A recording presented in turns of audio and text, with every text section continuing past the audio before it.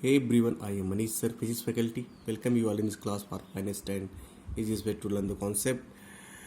Now, today we have started fourth chapter, motion in a plane. Fourth chapter,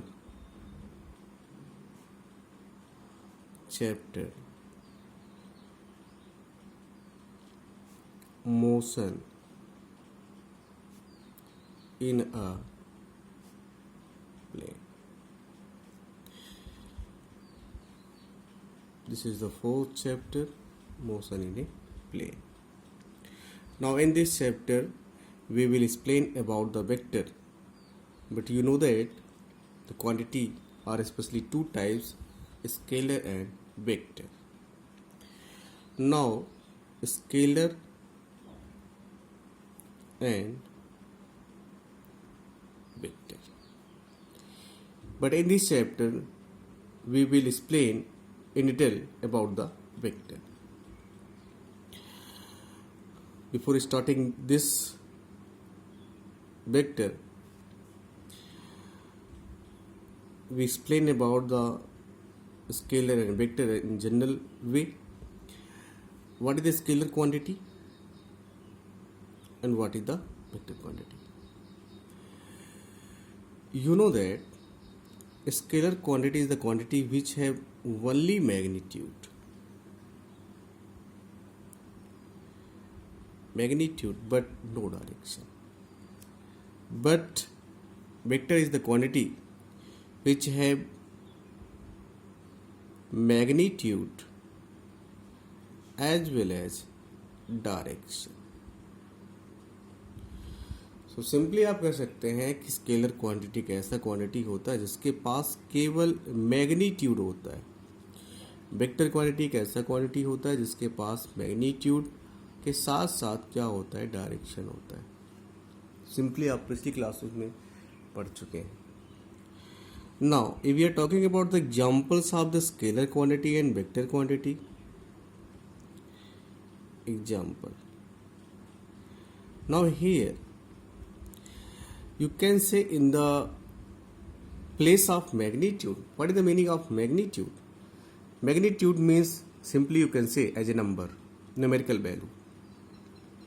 Magnitude means simply you can say numerical values. Now if we are taking the example of scalar quantity, you know that work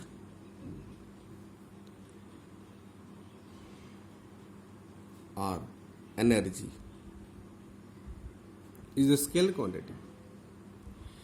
यहाँ आप जानते हैं कि work और energy क्या होता है, scalar quantity होता है. क्यों? क्योंकि इसके पास केवल मैग्नीट्यूड होता है, डायरेक्शन नहीं होता है. जैसे आप कहते हैं किसी आदमी ने 20 जूल वर्क किया या 20 जूल एनर्जी खर्च किया, या आप उससे नहीं पूछते कि 20 जूल एनर्जी किस डायरेक्शन में खर्च किया. तो 20 जूल एनर्जी खर्च किया तो केवल 20 जूल एनर्जी मैग्नीट्यूड है, उसमें डायरेक्शन का कोई जिक्र नहीं है. इसलिए आप कह सकते हैं कि वर्क और एनर्जी क्या है, स्केलर क्वांटिटी है. अगर हम बात करें कि डिस्टेंस का, डिस्टेंस भी क्या है, डिस्टेंस भी आपका है स्केलर क्वांटिटी. जैसे कोई आदमी 5 मीटर चलता है, 20 मीटर चलता है, तो आदमी अगर 20 मीटर चलता है तो उसमें उसकी कोई डायरेक्शन नहीं है, केवल 5 मीटर चलना है उसको. तो अगर केवल उसके पास मैग्नीट्यूड है तो यहाँ पे डिस्टेंस हमारा क्या है, as a scalar quantity. Speed, जैसे कार 40 किलोमीटर पर आवर से जा रहा है 40 किलोमीटर पर आवर से, लेकिन कहाँ जा रहा है, किस डायरेक्शन में जा रहा है, इसका कोई जिक्र नहीं है. इसलिए इसमें केवल मैग्नीट्यूड है. तो आप कह सकते हैं कि स्पीड क्या है, as a scalar quantity. We are talking about the examples of the vector quantity. So as you know that force is a vector quantity.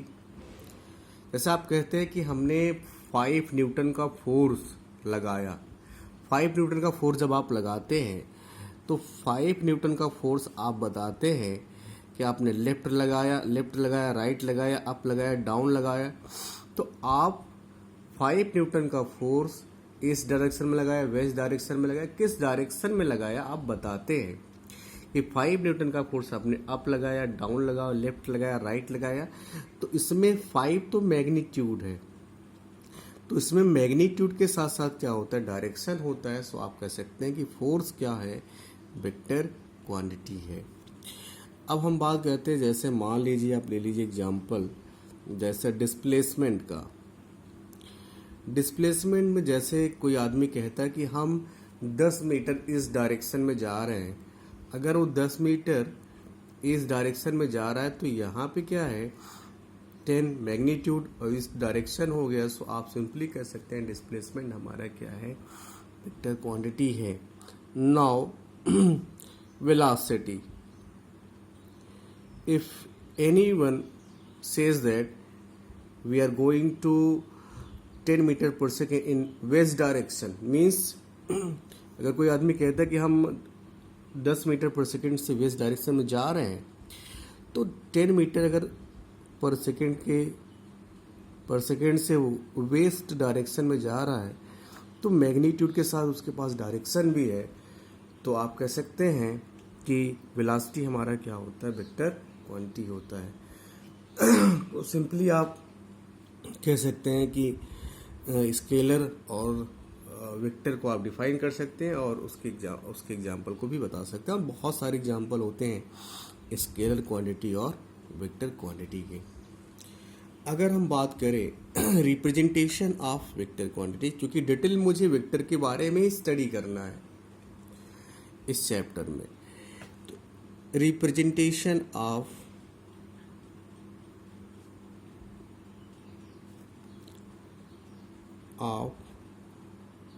Vector,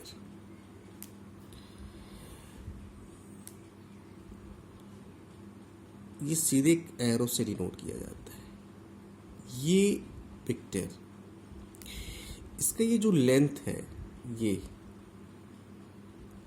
length, ये इसका लेंथ है, इसके मैग्नीट्यूड को बताता है।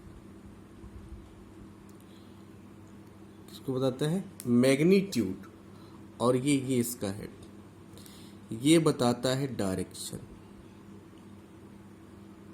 क्या बताता है, डायरेक्शन। तो मैग्नीट्यूड और डायरेक्शन, इसका ये लेंथ जितना बड़ा होगा तो हम कह सकते हैं उसका मैग्नीट्यूड उतना ही ज्यादा होगा।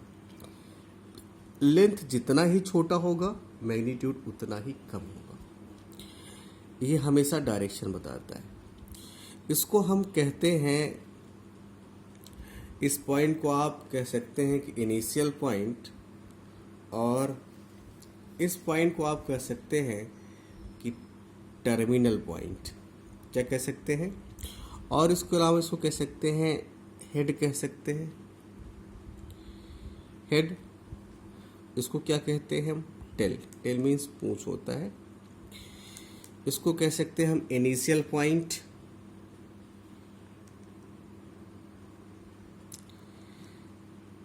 Initial point. और उसको हम क्या कह सकते हैं, इसको कह सकते हैं हम टर्मिनल पॉइंट। तो आई होप आपको समझ में आया होगा। ये एक एरो आपका वेक्टर को रिप्रेजेंट करता है, जिसमें इसका जो लेंथ है वो हमेशा मैग्नीट्यूड को बताता है। ये आगे का पार्ट हमेशा डायरेक्शन बताता है, जिसको आप हेड भी कहते हैं, जिसको आप टर्मिनल पॉइंट भी कहते हैं। पीछे का पॉइंट ये कहलाता है इसका टेल, और ये आपका इनिशियल पॉइंट भी कहलाता है। तो अगर हमें किसी क्वांटिटी को वेक्टर फॉर्म में बताना है तो उस क्वांटिटी के ऊपर यही लगा दीजिए, वेक्टर लगा दीजिए, वेक्टर नोटेशन हो जाएगा। जैसे मान लीजिए हमने लिखा फोर्स इक्वल टू, आप जानते हैं, मास इनटू एक्सेलरेशन होता है। इस क्वांटिटी को वेक्टर फॉर्म में हमें लिखना है तो आप कैसे लिखोगे, आप जानते हैं कि फोर्स वेक्टर क्वांटिटी है, एक्सेलरेशन वेक्टर क्वांटिटी है, मास स्केलर क्वांटिटी है। तो हम जो क्वांटिटी वेक्टर है उसी के ऊपर हम एरो लगा सकते हैं। तो ये आप लिख सकते हो कि vector F equal to M vector A. आप मास पे नहीं लगा सकते क्योंकि मास स्केलर क्वांटिटी है। तो अगर किसी क्वांटिटी के ऊपर वेक्टर लगा है, ये एरो लगा है, आप समझ जाओ। अगर जैसे ए लिखा है और उसके ऊपर वेक्टर लगा है तो आप समझ जाओगे कि ये क्या है, ए जो है एक वेक्टर क्वांटिटी है। अगर बी के ऊपर ये ऐसे एरो लगा है तो आप समझ जाओगे कि बी क्या है, वेक्टर क्वांटिटी है। लेकिन आप ध्यान रखिएगा कि वेक्टर ए और ए, सिंपली ए, इन दोनों में फर्क है। इस एरो ए या वेक्टर ए में यहाँ पे मैग्नीट्यूड है और डायरेक्शन भी है। लेकिन ये सिंपल ए, इसके पास आप इसको आप कह सकते हैं मैग्नीट्यूड ऑफ वेक्टर ए। ये आपस में बराबर नहीं है। आप कह सकते हैं मैग्नीट्यूड ऑफ वेक्टर ए है ये, और ये आप बराबर इसको भी कह सकते हैं मॉड ऑफ वेक्टर ए। ये दोनों बराबर होते हैं। आगे हम वीडियो में डिस्कस करेंगे इसके बारे में डिटेल में। In next video I will discuss about the types of vector. Thank you.